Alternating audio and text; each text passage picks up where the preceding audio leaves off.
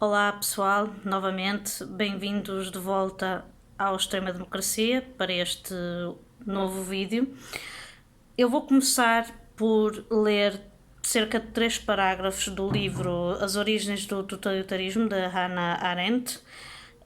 A verdade é que eu tenho várias divergências ideológicas com esta filósofa política, mas há um parágrafo em particular que, quando eu estava a reler este livro, por motivos de força maior, me chamou a atenção, que realmente me marcou, e penso que é um capítulo que está particularmente bem conseguido, que é sobre a manipulação das massas, em relação ao que os movimentos totalitários fazem. E a forma como realmente não é, para estes movimentos totalitários, não é uma questão de factos, não é uma questão de verdade. E não é com factos, muitas vezes, que infelizmente eles são combatidos. Depois de ler estes 3 parágrafos, eu vou-vos explicar a ligação que eles têm com o tema que eu quero focar hoje. Peço já desculpa pela seca que vão apanhar, mas aconselho a leitura do livro e vão perceber que realmente estes 3 parágrafos são bastante interessantes e vão ser úteis e vão ter ligação com o que eu vou dizer a seguir. Diz então Hannah Arendt assim: toda a estrutura hierárquica dos movimentos totalitários, desde os ingênuos simpatizantes até aos membros do partido, as formações de elite, o círculo íntimo que rodeia o líder e o próprio, pode ser descrita em termos da mistura curiosamente variada de credulidade e cinismo com que se espera que cada membro, dependendo do seu grau e da posição que ocupa no movimento, reaja às diversas declarações mentirosas do líder e à ficção ideológica central e imutável do movimento. No mundo incompreensível e em perpétua mudança, as massas tinham chegado a um ponto em que, ao mesmo tempo, acreditavam em tudo e em nada, julgavam que tudo era possível e que nada era verdadeiro. A propaganda das massas descobriu que o seu público estava sempre disposto a acreditar no pior, por mais absurdo que fosse, sem objetar contra o facto de ser enganado, uma vez que achava que qualquer afirmação, afinal de contas, não passava de mentira. Os chefes totalitários basearam a sua propaganda no pressuposto psicológico correto de que, em tais condições, era possível fazer com que as pessoas acreditassem nas mais fantásticas afirmações em determinado dia, na certeza de que, se recebessem no dia seguinte a prova irrefutável da sua falsidade, apelariam para o cinismo. Em lugar de abandonarem o chefe que lhes havia mentido, diriam que sempre souberam que a afirmação era falsa e admirariam-no pela sua grande esperteza tática. Para o membro do movimento totalitário, esse conhecimento nada tem a ver com a verdade, da mesma forma que o facto de se estar com a razão nada tem a ver com a veracidade objetiva das afirmações do chefe, que não podem ser desmentidas pela realidade, mas apenas pelos sucessos ou fracassos futuros. O chefe tem sempre razão nos seus atos e, como estes são planeados para os séculos vindouros, o exame final do que ele faz é inacessível aos seus contemporâneos.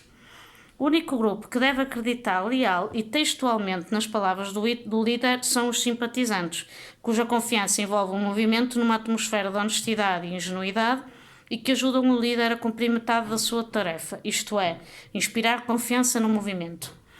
Os membros do partido jamais acreditam em declarações públicas, nem se espera isso deles, mas a propaganda totalitária louva-lhes a inteligência superior que supostamente os distingue do mundo externo não totalitário, ao qual, por sua vez, só conhecem através da normal credulidade dos simpatizantes.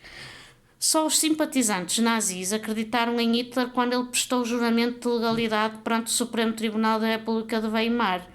Os membros do movimento sabiam muito bem que ele estava a mentir e confiaram nele mais do que nunca, exatamente porque ele era capaz de iludir a opinião pública e as autoridades. Qual é a ligação então que eu pretendo fazer entre estes 3 parágrafos e aquilo de que eu realmente vos quero falar? É que quem me conhece sabe que, mais do que acreditar do que um político, um membro de um partido da Assembleia diz publicamente, eu dou atenção total a como cada partido vota. E como tem revoltado e as circunstâncias em que vivemos têm sido bastante férteis em movimentos, em partidos que se dizem pelo português comum, que dizem ser os exterminadores da corrupção, e que nos seus votos mostram exatamente o contrário. Mostram exatamente que não querem efetivamente saber dos trabalhadores, não querem efetivamente saber do português de classe média-baixa, apenas tem uma classe em que se foca. E é por isso que realmente, para mim, a luta começa por ser particularmente de classe, começa por ser principalmente de classe. E vamos ver, então, um caso específico em que isto se aplica. Houve, no dia 25 de março, um partido que aprovou, que apresentou um projeto de lei. Esse projeto de lei diz, ou pretende, revogar as alterações ao Código do Trabalho introduzidas no período da Troika, que vieram facilitar os despedimentos e reduzir as compensações devidas aos trabalhadores. Este projeto de lei, como vocês podem estar a calcular, foi rejeitado pelos suspeitos do costume. Dos neoliberais, nós já sabemos o que esperar. Votos contra do PS, CDS, Iniciativa Liberal. O que me surpreendeu ao ver os votos contra é que o voto contra que me faltou referir vem do partido mais à direita na Assembleia da República, mas surpreendeu-me porque eu pensei que este partido realmente estivesse na Assembleia da República a lutar contra quem assume dinheiro que não é seu, contra quem abusa do dinheiro dos outros, contra quem recebe dinheiro e vive à custa do Estado, ou vive sem trabalhar, e contra a corrupção, a favor de quem trabalha, a favor de quem realmente trabalha. Ora, esse partido, para além do PS, PSD, CDS e Iniciativa Liberal, votou contra este projeto de lei. Só os dois partidos mais à esquerda, votaram a favor. Inclusivamente o partido que apresentou o projeto de lei, obviamente. Mas isto realmente achei interessante, porque estava a reler este livro e estava a reler este parágrafo e remeteu-me exatamente para isto.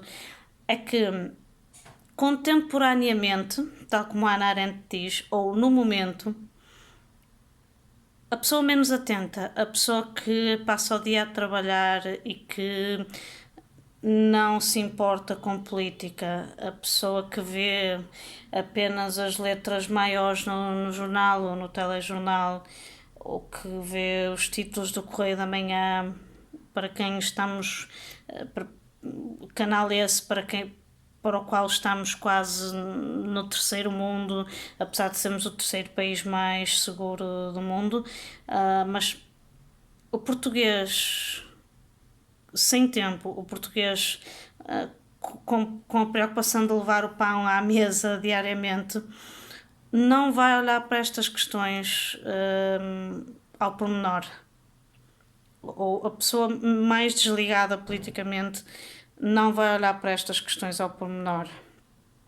E é meu e vosso trabalho de pessoas que se importam com isto e que se importam com o rumo do país, que se importam com os direitos dos trabalhadores, que realmente querem acabar com a corrupção, querem acabar com os monopólios, que querem acabar com realmente uma oligarquia, uma cleptocracia quase. É o nosso papel alertar para isto. Quando discutimos com um votante deste partido, nós temos que focar nisto. Também a questão racial, também a questão LGBT, também a questão dos direitos da mulher, sem dúvida.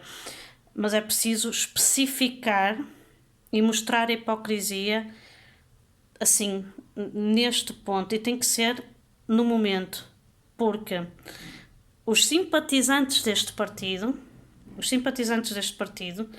já acreditam por natureza.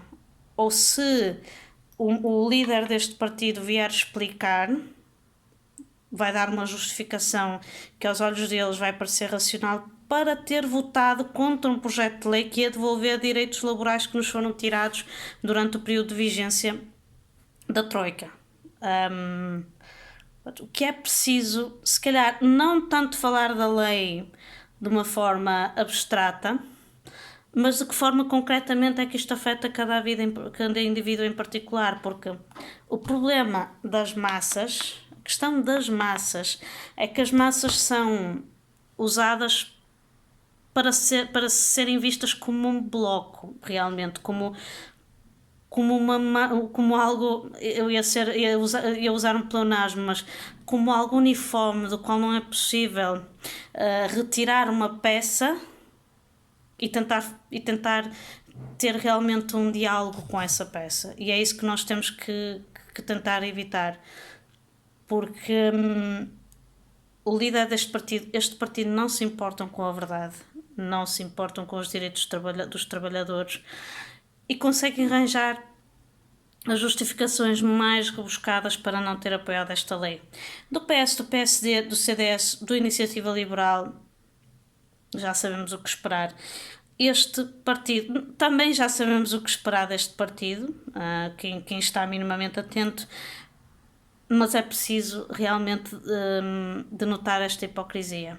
E é por isso que este capítulo deste livro é tão essencial para se perceber que é preciso agarrar a situação e agarrar a hipocrisia num momento e não deixar que o líder deste partido fale mais alto, porque foi essa a tática que ele usou nos debates, pelo menos em alguns debates.